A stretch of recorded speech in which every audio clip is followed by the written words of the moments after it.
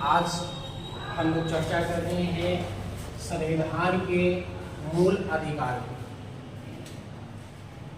संविधान के मूल अधिकार, ठीक है। यही संविधान के मूल अधिकार जो है उसको मौलिक अधिकार भी कहते हैं। संविधान के मूल अधिकार को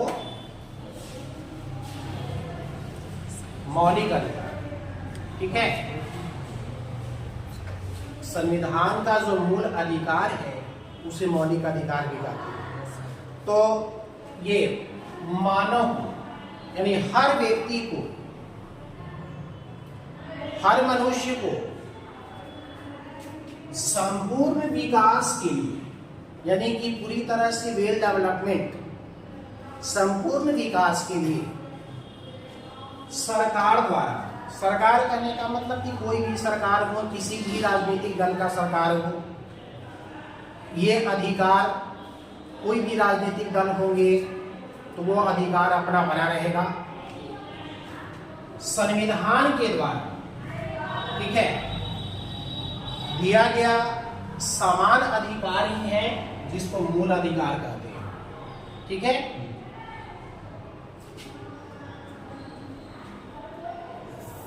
ये मूल अधिकार जो है, इस मूल अधिकार को क्या दूसरा नाम क्या बताया आपको? मौलिक अधिकार। मौलिक अधिकार, ठीक है। जो प्रश्न पूछेंगे आप जवाब देंगे, ठीक। मूल अधिकार को ही कहा गया मौलिक अधिकार। और मौलिक अधिकार के बारे में क्या कहा गया कि मौलिक अधिकार जो लिया गया है संविधान, अमेरिका के संविधान से लिया गया है ना। Yes sir. पिछली क्लास में हम लोग देखे पढ़े भी थे,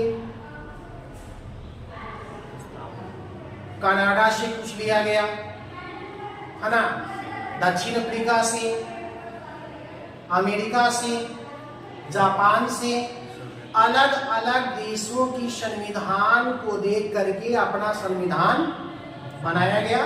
तो उसमें मौलिक अधिकार जो लिया गया है वो अमेरिका के संविधान से लिया गया है। मौलिक अधिकार को अमेरिका के संविधान से लिया गया है। अब जो है मौलिक अधिकार की बात करते हैं, चर्चा करते हैं इस मौलिक अधिकार के बारे में। तो मौलिक अधिकार अपने भारतीय संविधान के भाग 3, ठीक है, भाग 3 के अनुच्छेद 12 से 35 के बीच इसे संग्रहित किया गया है। 12 से 35, ठीक है। अब इस संविधान को जब अपना देश का संविधान लागू हुआ था 26 जनवरी 1950 है ना, तो संविधान लागू होने के साथ साथ प्रत्येक मानव को, प्रत्येक नागरिक को, हर एक व्यक्ति को 7 मूल अधिकार दिया गया, ठीक है। 7 मूल अधिकार दिया गया। वो अधिकार है, पहला नंबर समानता का अधिकार, ठीक है। पहला जो अधिकार है वो है समानता का अधिकार, ठीक है।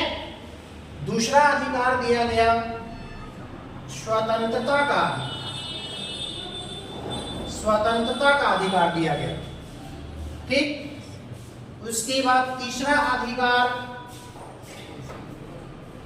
शोषण के विरुद्ध, शोषण के विरुद्ध अधिकार। उसके बाद चौथा नंबर है जो अधिकार, मूल अधिकार है, वो है संस्कृति एवं शिक्षा का अधिकार, संस्कृति एवं शिक्षा का अधिकार। उसके बाद 5वां जो मूल अधिकार है वो है धार्मिक स्वतंत्रता का अधिकार, धार्मिक स्वतंत्रता का अधिकार। उसी तरह छठा जो अधिकार दिया गया है वो संपत्ति का अधिकार, संपत्ति का अधिकार। उसके बाद क्या बताए थे कि स्वतंत्रता प्राप्ति के बाद 7 मूल अधिकार था, है ना। तो 7वां नंबर में संवैधानिक उपचारों का अधिकार। ठीक है, संवैधानिक उपचारों का अधिकार। तो ये जो आप टॉपिक लिखे, पॉइंट लिखे हैं कि भारतीय संविधान सब लागू हुआ, तो संविधान लागू होने के साथ भारतीय नागरिक को कितने अधिकार दिए गए? 7 मूल अधिकार दिए गए, है ना। लेकिन 44वां संविधान संशोधन, 44वां संविधान संशोधन के द्वारा इसको जो संपत्ति का अधिकार है, ठीक है, इस संपत्ति के अधिकार को जो 7 अधिकार दिया हुआ था, मूल अधिकार, मौलिक अधिकार, इस मौलिक अधिकार से संपत्ति के अधिकार को क्या किया गया? हटा दिया गया। और इस संपत्ति के अधिकार जो मूल अधिकार था, मौलिक अधिकार था, वो मौलिक अधिकार ना दे करके वह एक सिर्फ कानूनी अधिकार रह गया। ठीक है, इसलिए ना देखते हैं कि जब भी केंद्र सरकार या राज्य सरकार जहां भी जमीन अधिग्रहण करना होता है, जैसे मान लिया जाए कि कुछ बनाना है, सड़क निर्माण है या कोई सरकारी अस्पताल का निर्माण करना है या और भी कोई सरकारी कोई वैसा चीज है जिसका निर्माण करना है, तो उस समय क्या करता है सरकार? उस जमीन को अधिग्रहण कर लेता है और जिसकी जमीन होती है, जो रैयत होता है, किसान, उस संपत्ति जो अधिग्रहण होता है उसका मुआवजा के रूप में कुछ पैसा मिलता है। ठीक है, लेकिन यही कारण है कि मूल अधिकार से उसको हटाने का, कि आपके मूल अधिकार नहीं है। ठीक है, यह सिर्फ एक कानूनी अधिकार बन गया है ना। अब क्या हो गया कि जब संविधान लागू हुआ, तो संविधान लागू होने के साथ साथ 7 मूल अधिकार दिए गए थे, लेकिन एक मूल अधिकार को, संपत्ति के अधिकार को मूल अधिकार से हटा दिया गया। तो उसके बाद अब कितना अधिकार बच गया? 6 अधिकार बच गया, है ना। यानी कि ये संपत्ति का अधिकार अब यहाँ नहीं रहा, ये संपत्ति का अधिकार नहीं रहा और बच गया अब 5 के बाद 6। ठीक है, अब देखना है कि ये समानता का जो अधिकार है, इस समानता के अधिकार में क्या होता है, स्वतंत्रता के अधिकार में क्या होता है। अधिकार दिया गया है, तो स्वतंत्रता का अधिकार का मतलब क्या, कि इसमें मतलब होता क्या है ना। उसी तरह से शोषण के विरुद्ध अधिकार, संस्कृति और शिक्षा का अधिकार, धार्मिक स्वतंत्रता का अधिकार और संवैधानिक उपचारों का अधिकार, इन सभी में अभी हम लोग चर्चा करेंगे कि ये सभी में अलग अलग क्या होगा। ठीक है, तो जैसे सबसे पहले आप देखिए किसके बारे में, समानता का अधिकार। हम लोग सबसे पहले समानता का,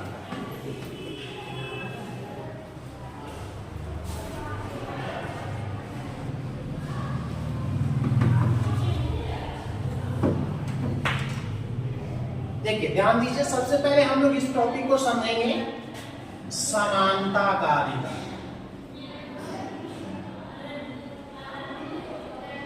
ठीक है, संविधान में जो मौलिक अधिकार है, जो मूल अधिकार है, उसमें सबसे पहले चर्चा करेंगे समानता का अधिकार के बारे में। तो समानता के अधिकार में क्या होता है कि इस समानता के अधिकार के तहत प्रत्येक नागरिक को एक ऐसा अधिकार दिया गया है जो कानून के समक्ष, ठीक है, सबको बराबर नजर से देखा गया है। यानी ऐसा नहीं है कि कोई अमीर है तो उसके लिए कानून अलग, कोई गरीब हो उसका कानून अलग। ठीक है, इसमें यही किया गया है कि सब, समानता का मतलब ही होता है सम, मतलब होता है सब माने बराबर, सबको एक तरह से एक बराबर देखा गया है इसमें समानता के अधिकार में। ठीक है, अगर मान लिया जाए कि दंड की प्रावधान हो तो दंड भी प्रत्येक नागरिक को, अगर कोई भी वैसी गलती करते हैं तो दंड का भी प्रावधान इसमें है, क्या रूप में, समान रूप में। ठीक है, दंड देने का अधिकार, सबको दंड का अधिकार एक ही तरह का है। उसके बाद समानता के अधिकार में हम लोग देखेंगे विधि के समक्ष समानता, है ना। समानता को भी अलग अलग वर्गीकृत कर दिया गया है। समानता के अधिकार तो आप दिया गया कि समानता क्या है ना, तो वो तो समझा दिए। समानता यानी कि सब लोगों को एक समान, एक नजर से देखा जाएगा कानून की नजरों को। ठीक है, लेकिन समानता के अधिकार में सबसे पहला है विधि के समक्ष समानता। ठीक है, तो विधि के समक्ष समानता का ही मतलब हो गया कि कानून की नजरों में सब लोग क्या है, समान, है ना। दंड का अधिकार सबके लिए समान है। ठीक है, नेक्स्ट दूसरा है इस सामाजिक समानता के बारे में, सामाजिक समानता। सामाजिक समानता भी एक पार्ट किसका है, समानता के अधिकार। ठीक है, तो सामाजिक समानता में क्या होता है कि जैसे मान लिया जाए भेदभाव। ठीक है, सामाजिक समानता में अधिकार दिया गया है कि किसी भी नागरिक के साथ, किसी भी नागरिक के साथ जात पात, जाति, धर्म, लिंग, आवास या अन्य किसी भी प्रकार से भेदभाव नहीं किया जाएगा। ठीक है, फिर तीसरी जो पॉइंट है वो इसमें समानता का अधिकार में वो होता है अवसर की समानता। अवसर की समानता, अवसर कहने का मतलब होता है कि जैसे मान लिया जाए कि कोई भी सरकारी वैकेंसी निकला है। ठीक है, जो अभी बिहार पुलिस का भी वैकेंसी आया हुआ है ना। तो अब जो ये अधिकार है अवसर की समानता में, अब यहां पर अवसर सबको मिलने वाला है। अवसर सबको मिलेगा, जिसकी योग्यता होगी अवसर मिलेगा। जो नियम है, जो एक दायरा बनाया गया है उसमें अगर क्वालिफाइड होते हैं तो सबको समान अवसर मिलेगा, है ना। उसके बाद इस समानता के अधिकार में कहते हैं अस्पृश्यता। अस्पृश्यता, अस्पृश्यता एक शब्द जुड़ा, जैसे समानता के अधिकार के तहत कहा गया है कि इस अधिकार के तहत उच्च नीच, जात पात जैसी किसी भी प्रकार की भेदभाव नहीं है ना। कोई भी छुआछूत जैसी, अस्पृश्यता का मतलब छुआछूत। अछुआछूत करने का मतलब कि जैसे मान लिया जाए कि कोई निचली दर्जे का लोग है, निचली कास्ट, SC ST, तो ये नहीं कहा जा सकता है इस अधिकार के तहत कि ये इस जाति का है, हम इस जाति के हैं, ऐसा नहीं। ठीक है, तो ये हो गया अस्पृश्यता। तो हम लोग क्या देखें, समानता के अधिकार के बारे में, है ना। समानता के अधिकार के बारे में देखिए। उसके बाद इसी समानता के अधिकार में एक और बात आती है, उपाधियों का अंत। उपाधियों का अंत, जैसे जो अंग्रेजों ने दिया था, अंग्रेज, है ना, अंग्रेज के द्वारा दिया गया जो अधिकार था, उपाधि, जैसे क्या, इस उपाधि में जैसे अंग्रेज राय बहादुर, सर, खान, इस तरह की जो उपाधि दिए थे उसको समाप्त कर दिया गया। ठीक है, अगर अब की बात है कि अगर कोई भी उपाधि लेनी है तो सरकार से इसके लिए अनुमति लेनी पड़ती है। ठीक है, नेक्स्ट हम लोग अब चर्चा करेंगे स्वतंत्रता, ये समानता के अधिकार के बाद आगे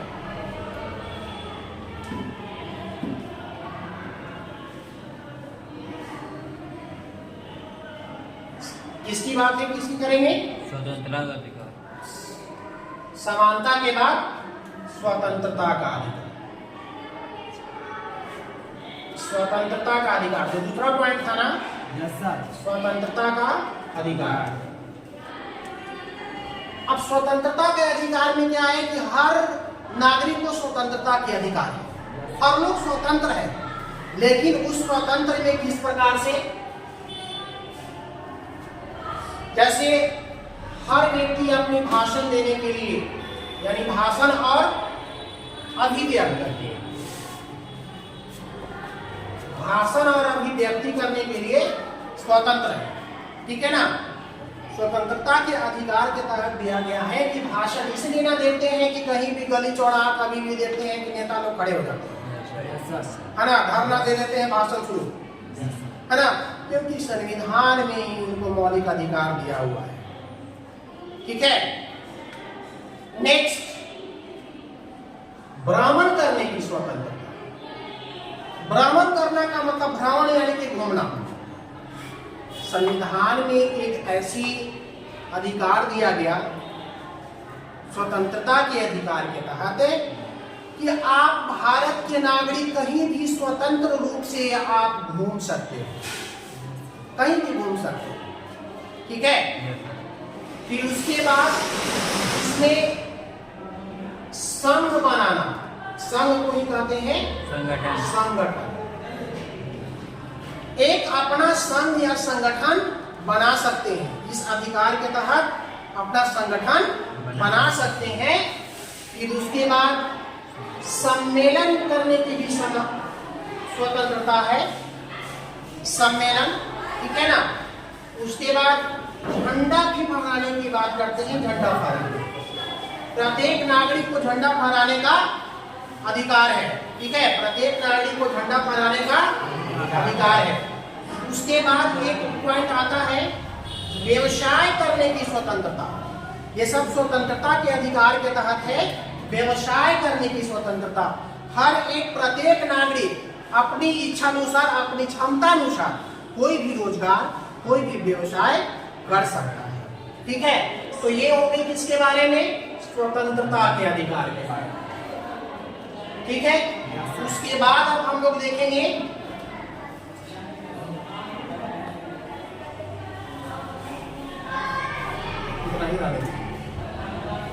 नेक्स्ट हम लोग बाद में